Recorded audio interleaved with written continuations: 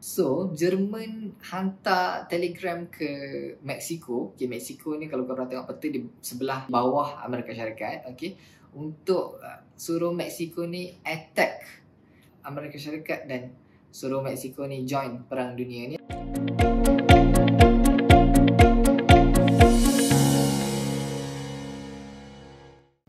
Hai guys, so hari ni aku nak sambung lagi cerita pasal Perang Dunia Pertama.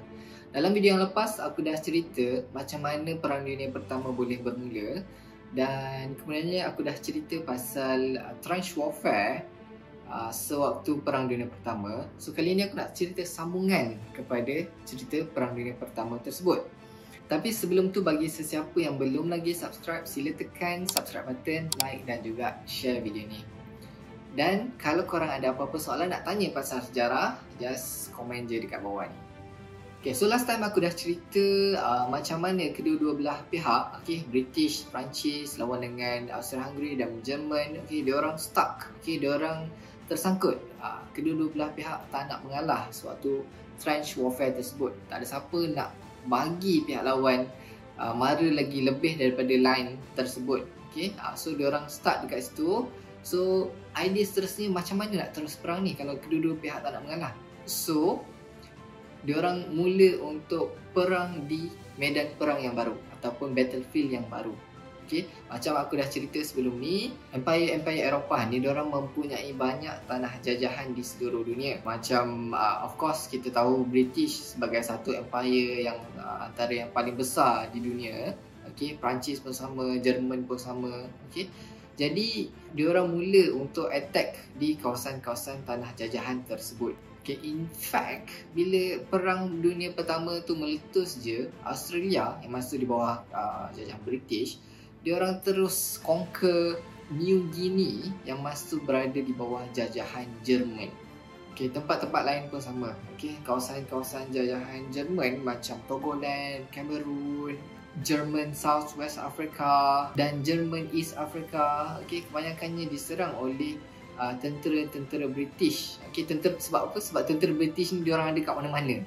Okay, so dengan mudahnya, okay, just call, diorang akan pergi attack kawasan-kawasan tersebut. Okay, so masa ni sebenarnya ramai tentera-tentera daripada Afrika yang diserap untuk join perang ni. Okay, tak kira lah daripada pihak Jerman ataupun pihak British. Okay, kedua-dua diorang ni ambil native African, okay, orang local African ni untuk jadi tentera-tentera diorang. So ramai juga sebenarnya tentera Afrikan yang terkorban semasa Perang Dunia Pertama. Masa ni juga sebenarnya British minta tolong Itali dengan Jepun untuk attack kawasan-kawasan jajahan Jerman. Okay, masa ni, masa Perang Dunia Pertama, Itali dengan Jepun gang dengan British. Okay, masa Perang Dunia Kedua, diorang gang dengan Jerman. Okay, so korang jangan confuse pasal ni. Jepun dengan mudahnya dan dengan cepatnya, sebab diorang masuk nak buat empire yang besar, okay, diorang terus pergi attack tanah-tanah jajahan Jerman dekat Asia. Okay, kepulauan-kepulauan tanah jajahan Jerman ni, diorang terus pergi attack dan diorang terus dapat conquer kawasan-kawasan tersebut. Okay, Itali pula macam Perang Dunia Kedua, okay, diorang stuck dan tak dapat apa-apa area pun. Okay, so sebenarnya Itali macam Perang Dunia Kedua pun, pemain diorang masa Perang Dunia memang sangat mengecewakan lah. Dan satu lagi watak utama dalam Perang Dunia Pertama ni adalah Empire Turki Uthmaniyah. Okay, Empire Turki Uthmaniyah ni sebenarnya merupakan, sebelum ni lah, okay, merupakan salah satu empire yang terkuat dan terbesar, okay, dalam dunia. Okay, tapi makin lama dia dah makin merundum. Okay, dan masa Perang Dunia Pertama meletus, diorang ni panggil Turki Uthmaniyah ni sebagai the sick man of Europe. Okay, orang sakit Eropah. Sebab apa? Sebab diorang dah sakit dan lemah dan tak boleh buat apa. Dan in fact sebenarnya masa Perang Dunia Pertama ni berlaku, Turki Uthmaniyah sebenarnya baru sahaja habis Perang Balkan. Okay, jadi diorang tak ready, diorang tak mempunyai sumber yang cukup dan askar diorang penat baru habis daripada perang yang panjang. Okay, jadi sebenarnya memang diorang tak ready untuk masuk join Perang Dunia Pertama, apatah lagi dalam skala yang besar macam Perang Dunia. Sebenarnya dalam kerajaan Empire Turki Uthmaniyah sendiri, diorang sebenarnya berbelah bagi sama ada nak join perang ataupun tidak. So sebenarnya tak confirm lagi nak masuk perang ke tak, nak masuk perang ke tak. Tapi satu side ni yang sokong nak join perang ni, diorang terus pergi arahkan kapal perang diorang pergi attack pelabuhan Rusia. Okay, so lepas tu balik, okay dah, jom kita dah masuk dalam Perang Dunia Pertama. Dan disebabkan itulah Turki Uthmaniyah join Perang Dunia Pertama. So dalam ekspedisi Empire Turki Uthmaniyah semasa Perang Dunia Pertama ni, okay, diorang start dengan mula attack Rusia di pergunungan Caucasus, okay, tapi memang kawasan yang sangat sejuk dan sangat susah untuk conquer. So diorang kalah dalam ekspedisi tersebut, okay. Kemudian diorang cuba pula untuk take over ataupun cuba pula serang British di terusan Suez, okay, Suez Canal di Mesir. Serangan tersebut gagal dan British pula balas balik dengan attack Turki di Gallipoli. Sebenarnya cerita pasal Gallipoli ni best, tapi aku akan cerita pasal Gallipoli tu nanti dalam video yang akan datang. Tapi basically British kalah dengan Turki di Battle of Gallipoli tersebut. So masuk balik cerita pasal Jerman, okay, disebabkan diorang cuba untuk memotong bekalan yang masuk untuk supply ke dalam England, okay, Britain, okay, diorang attack kapal-kapal yang masuk ke dalam England ni, okay, diorang attack. Dan salah satu kapal yang masuk ke dalam England dan ditenggelamkan oleh pihak Jerman adalah satu kapal yang nama dia Lusitania. Okay, dalam kapal ni seramai 1,200 orang penumpang tenggelam dalam kapal tersebut dan ianya termasuklah juga dengan 128 rakyat Amerika Syarikat. Ini telah menyebabkan Amerika Syarikat rasa macam bengang dengan Jerman masa ni. Okay, dia macam sound Jerman, aku tak masuk dalam perang ni, okay, jangan bunuh rakyat aku, macam tu. Okay, so Jerman lepas tu start daripada tu dia dah slow down, okay, dia tak kacau, okay, dia dah mula kurang untuk tenggelamkan kapal-kapal yang masuk dalam British ni. Sebab apa? Sebab dia tak nak Amerika Syarikat masuk dalam perang tersebut. Dan dalam masa yang sama, dengan bantuan tentera Bulgaria, akhirnya Austria-Hungary menang lawan Serbia. Okay, sebenarnya agak struggle, memang struggle. Austria-Hungary ni nak conquer Serbia, okay, dan dengan bantuan Bulgaria, okay, diorang dapat conquer Serbia, okay, dan tolak keluar tentera-tentera Serbia ni ke bawah.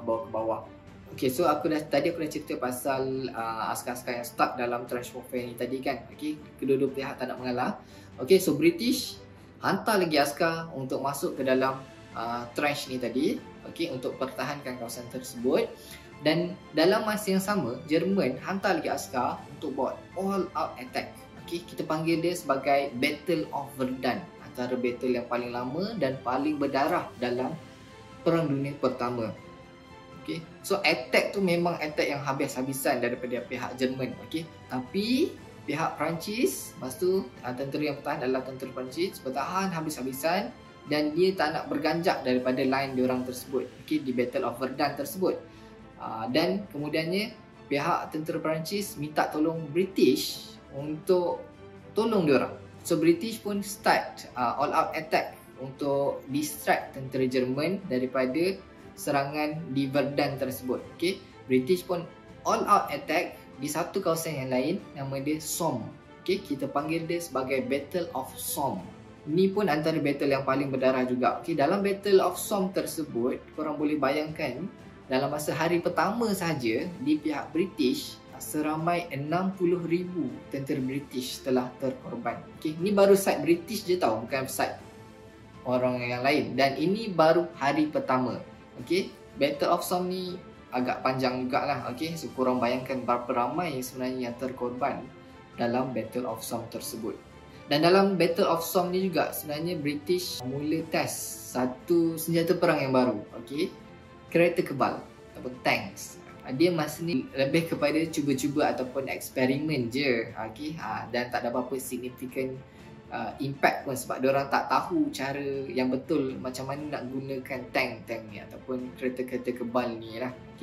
Okay, masuk je tahun 1917, okay, banyak negara yang dah mula penat dengan perang tersebut. Ramai rakyat-rakyat yang terlibat, okay, diorang mula muak dan rasa letih lah. Of course, dah bertahun-tahun perang ni daripada 1914, tak habis-habis lagi.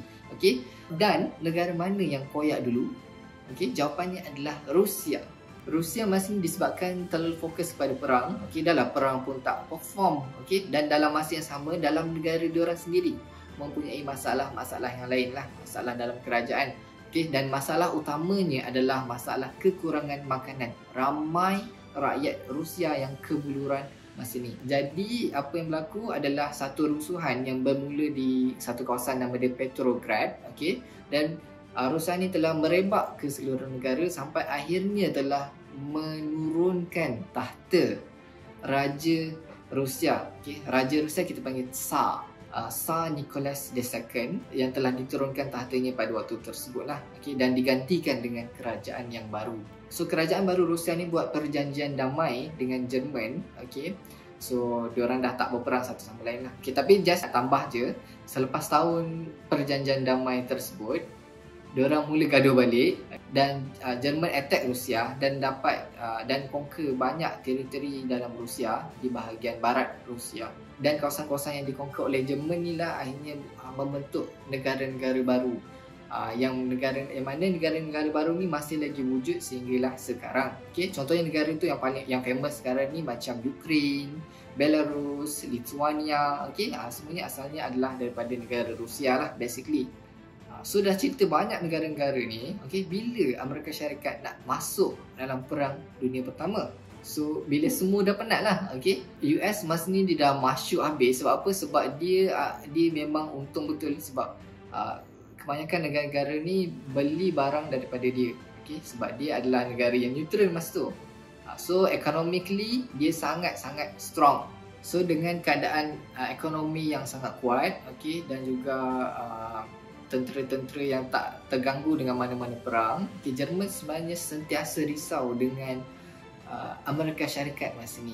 Okay, so Jerman hantar telegram ke Mexico. Okay, Mexico ni kalau korang tengok peta di sebelah bawah Amerika Syarikat, okay, untuk suruh Mexico ni attack Amerika Syarikat dan suruh Mexico ni join perang dunia ni lah. Tapi plan ni backfire. Okay, sebab apa? Sebab telegram yang dihantar oleh pihak Jerman ni dipintas oleh tentera British, dan kemudian British bagi dekat tentera Amerika Syarikat. So bila dah terkantoi ni, Amerika Syarikat pun kata, okay fine, aku akan join perang, okay, dan aku akan declare perang kepada Jerman. Okay, tapi masa ni Amerika Syarikat belum lagi ready lah. Okay, sebab apa? Sebab diorang sendiri perlukan masa untuk prepare tentera-tentera untuk dihantar masa dalam perang dunia ni. So ianya mengambil beberapa bulan juga untuk akhirnya tentera Amerika Syarikat sampai dalam medan perang dunia. So sebelum Amerika Syarikat ni sampai dan join perang tersebut, diorang ada berapa bulan ni, Jerman ni kata baik crook diorang kena juga kalahkan British dan juga Perancis, okay, supaya diorang tak ada lawan yang terlalu ramai. So diorang pun all out attack dekat dalam trench warfare ni. All out attack, okay. Diorang dapat sikit teritori tu. Walaupun dengan kejayaan yang minimum tu, tapi sebenarnya Jerman dah menggunakan ramai tentera-tentera dalam serangan-serangan tersebut. Okay? Dan setiap kali diorang attack trench pihak British dan juga Perancis ni, okay, makin lama British dan Perancis ni makin power lah untuk bertahan sebab dah banyak kali kena serang. Okay, so diorang dah tahu dah macam mana taktik yang betul untuk bertahan daripada serangan tentera Jerman ni. Okay, so makin lama makin Jerman attack, sebenarnya bukan makin British dan Perancis yang lemah, sebenarnya makin tentera Jerman yang makin lemah daripada serangan-serangan tersebut. Dan bertambah pula dengan keadaan apabila tentera Amerika Syarikat dah ready, diorang masuk perang, okay, tentera-tentera yang fresh, yang baru ni semua sampai, okay, settle keadaan. Okay, apabila diorang terus push tentera Jerman ni ke belakang. Okay, terutamanya serangan ni bermula pada Battle of Amiens pada tahun 1918. Okay, yang mana dalam masa satu hari je tentera British dan Perancis ni diorang dapat conquer sebanyak 11 km. Okay, 11 km ni dalam satu hari. Okay, 11 km dalam satu hari. Sebab tu perang dunia pertama ni sebenarnya adalah satu kejayaan yang sangat besar lah, dan kegagalan yang memalukan bagi pihak tentera Jerman. Dan bukan setakat dalam trench warfare ni je. Okay, bila masuk je tentera Amerika Syarikat ni, diorang terus support tentera-tentera di medan perang yang lain. Okey, bermula dengan kekalahan Bulgaria, kemudian diikuti dengan kekalahan Empire Turki Uthmaniyah, kemudian Austria-Hungary. Okey, dan akhirnya pada November 1918, tentera Jerman secara rasminya menyerahkanlah dalam Perang Dunia yang pertama. Okey, so negara-negara yang menang ni, diorang buat satu conference, diorang buat satu perbincangan sesama diorang kan. Okey. Kita panggil dia sebagai Treaty of Versailles. Okay, Treaty of Versailles ni sebenarnya sangat famous lah.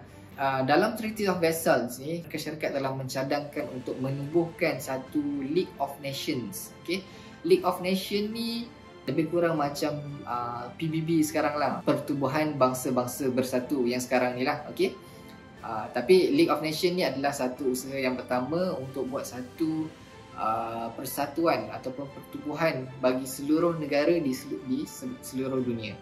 Tapi masalahnya dalam Treaty of Versailles ni, dia merupakan lebih kepada satu tindakan untuk membalas dendam kepada pihak Jerman sewaktu Perang Dunia Pertama. Korang bayangkanlah, dalam Treaty of Versailles ni, tentera Jerman perlu menyerahkan 20% daripada negara dia kepada negara yang lain. Selain daripada itu, tanah jajahan Jerman di seluruh Afrika dan juga Asia perlu diserahkan kepada negara-negara lain. Lepas tu kena bayar pampasan yang sangat banyak sampai perlu berhutang. Dan hutang tersebut menekan ekonomi negara Jerman. Sangat-sangat menekan ekonomi negara Jerman pada masa tersebut. Yalah, korang bayangkanlah, dah lah kalah, tak ada duit. Lepas tu kena bayar kat orang lain lagi kan. Of course lah, mana lagi nak cari duit tu. Kemudian tentera Jerman memang perlu dikecilkan sekecil-kecilnya. Memang sangat kecil je tentera Jerman yang tinggal masa tu. Diorang perlu buang semua officer-officer dan buang ramai tentera-tentera yang ada dalam tentera Jerman masa tu. Dan masa ni termasuklah juga dengan salah seorang tentera Jerman yang berkhidmat masa Perang Dunia Pertama ni. Nama dia Adolf Hitler. Okay? Yang sangat terkenal. Yang ni lah Treaty of Versailles lah yang sebenarnya membuatkan Adolf Hitler sangat marah kepada negara-negara Eropah yang lain. Yang Jerman pula, macam mana pula dengan Austria-Hungary? Austria-Hungary pun dibahagikan, dikecilkan jadi beberapa buah negara. Austria, Hungary, Czechoslovakia, dan jadi negara kecil yang lain. Turki Uthmaniyah pula macam mana? Turki Uthmaniyah pun sama, dibahagi-bahagikan tanah dalam Turki Uthmaniyah ni. Dah lah yang macam aku cerita tadi, tentera Turki Uthmaniyah memang dah dikenali sebagai the sick man of Europe. Kemudiannya dikalahkan, kalah pula dalam Perang Dunia Pertama ni. Ia adalah satu final blow, satu tamparan terakhir kepada Turki Uthmaniyah ni. Sampailah negara diorang terpaksa dibahagi-bahagikan kepada negara yang lain. Tapi Turki Uthmaniyah ni dia tak macam Austria-Hungary ataupun Jerman lah. Diorang melawan sikit. Walaupun selepas Perang Dunia Pertama, diorang masih lagi ada peperangan dengan negara lain sampai akhirnya diorang dapatlah juga recover beberapa buah kawasan yang sepatutnya hak milik diorang. So sebagai kesimpulannya, Perang Dunia Pertama ni telah membunuh sekitar 18 juta orang. Itu termasuklah juga dengan 8 juta orang awam yang sepatutnya tak terlibat dalam peperangan tersebut. Dan in fact sebenarnya selepas habis je Perang Dunia Pertama, dunia pula dikejutkan dengan satu lagi pandemik. Macam sekarang kita ada COVID-19 kan. Masa ni diorang ada satu pandemik nama dia Spanish Flu, yang sangat menekan ramai orang masa tu, terutamanya daripada segi kesihatan dan juga ekonomi. Dan sepatutnya selepas berlakunya satu tragedi yang sangat dahsyat ni masa Perang Dunia Pertama, korang bayangkan dalam masa few years saja 18 juta orang mati dan semua negara terpaksa berhutang, keadaan ekonomi kolaps dan sebagainya. Sepatutnya korang boleh bayangkan negara-negara ni belajar daripada kesilapan yang diorang buat. Tapi benda yang sebaliknya pula berlaku. Sebab apa? Sebab 20 tahun selepas daripada Perang Dunia Pertama, berlakunya Perang Dunia Kedua. Panjang pula cerita aku hari ni kan. So kalau korang ada apa-apa soalan nak tanya, just komen dekat bawah ni. Ataupun kalau korang ada apa-apa pandangan, just komen je. Jangan lupa subscribe, like dan juga share video ni. Jumpa lagi. Bye-bye.